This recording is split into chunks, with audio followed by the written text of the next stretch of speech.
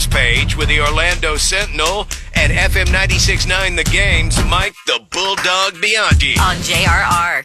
Bulldog Sports page brought to you by Kaufman and Lind Injury Attorneys. 2-1 the final from Williamsport last night, dog.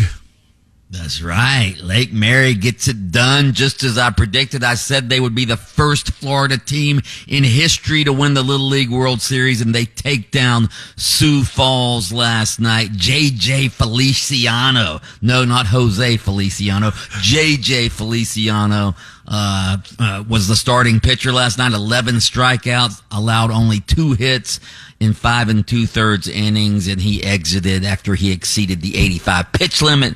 So J.J. Feliciano gets it done for Lake Mary. They win 2-1. So yeah, big time. They play again on Friday night against the team from Washington, whose name I can't pronounce. I think it's Puyallup, Washington, I think. Something like that. Yeah. So that'll be Friday, 7 p.m. All I know, pitch. Dog, all I know is I've been using your phrase lately with Lake Mary Little League for the other teams. How'd that taste?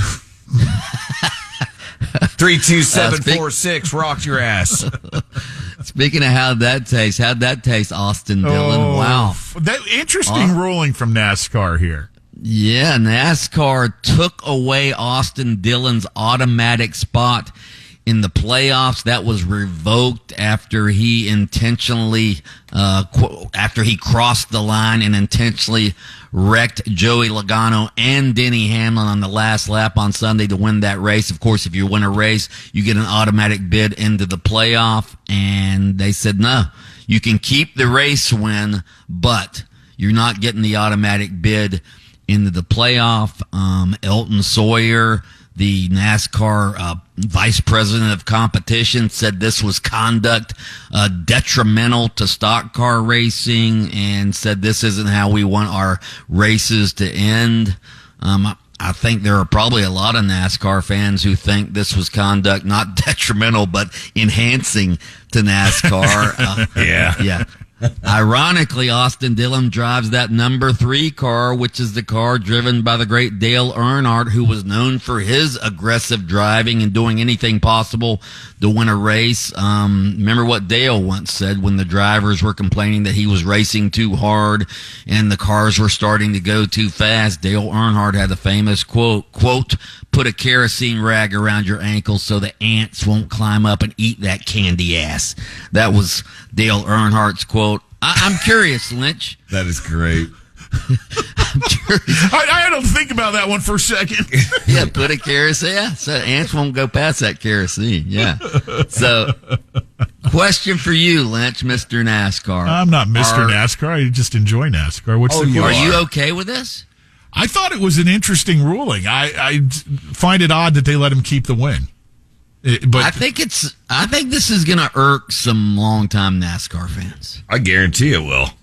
Just my opinion. I looked at it and thought that's a little extreme, but I didn't see the wrecks he caused. I think the final straw was, I guess they went back to the radio and his spotter Brandon Benesh, who was suspended for 3 races, was yelling "wreck him" when he was when he got rid of Logano and turned him into the wall.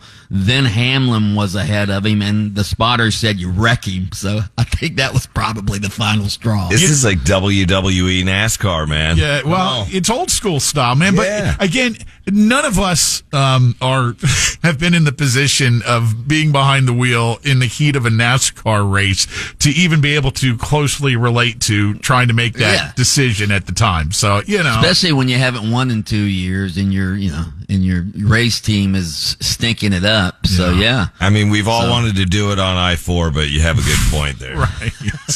So I wrote in my column today, my notes column, what if like the Olympics were to adopt like the rules of Austin Dillon, like, hey, you're behind in the 1,500 meters, just trip the guy or yank him down and pass him, right? I saw some elbows thrown when they were jogging.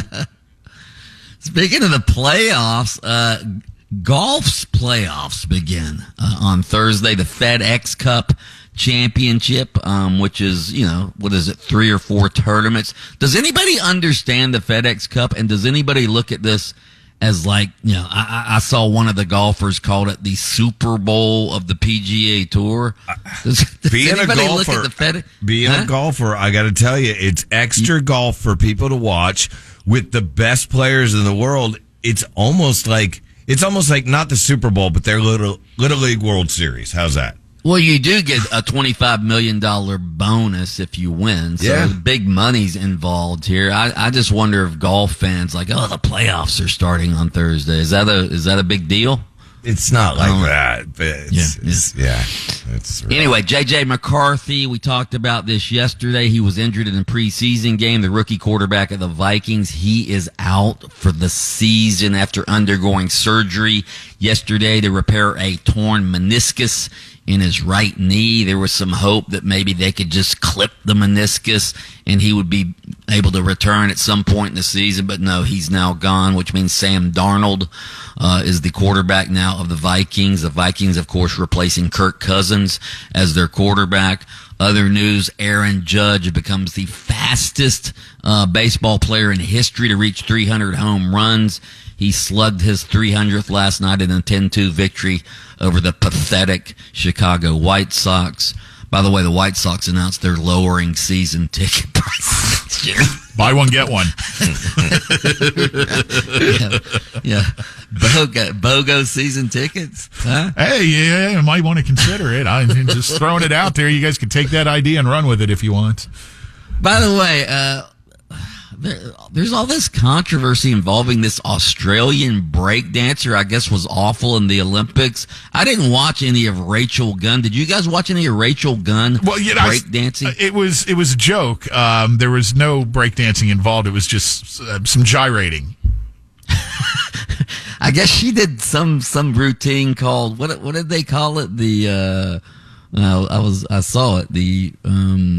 I can't find it. Anyway, yeah. And she was just like, she wasn't really breakdancing. No. She was just doing like these awful moves. She was terrible. Right? What controversy are you referring to? The method as to how she actually made it into the Olympics? I guess she's getting ripped online. There's a petition that the Australian Olympic Committee saying she's being bullied online and all of this stuff. The kangaroo dance was the routine. I don't know what that is, but I guess she was just terrible. Well, not only supposedly she's some sort of activist too, so there's that angle. God. So who knows? It's breakdancing. There's not going to be any more breakdancing in the Olympics. So can we just put it to bed? Good, but I have to give. Oh, there's not. No, I have to give props. Bronze in the men's was a dude from Kissimmee. He lives in L.A. now, but he's from Kissimmee. All right. Did he do the kangaroo dance? No, he did the Mickey Mouse dance. He did real breakdancing. Mike the Bulldog Bianchi, host of Open Mike on AM 740 and FM 96.9 The Game, and thanks for joining us each morning here on the sports page on JRR, brought to you by Kaufman & Lind. Listen to Under Oath with attorney Jeff Kaufman every Saturday morning, 7:30 on FM 96.9 The Game. You can catch extended versions, by the way, on your favorite streaming platform. Lynch and Talk.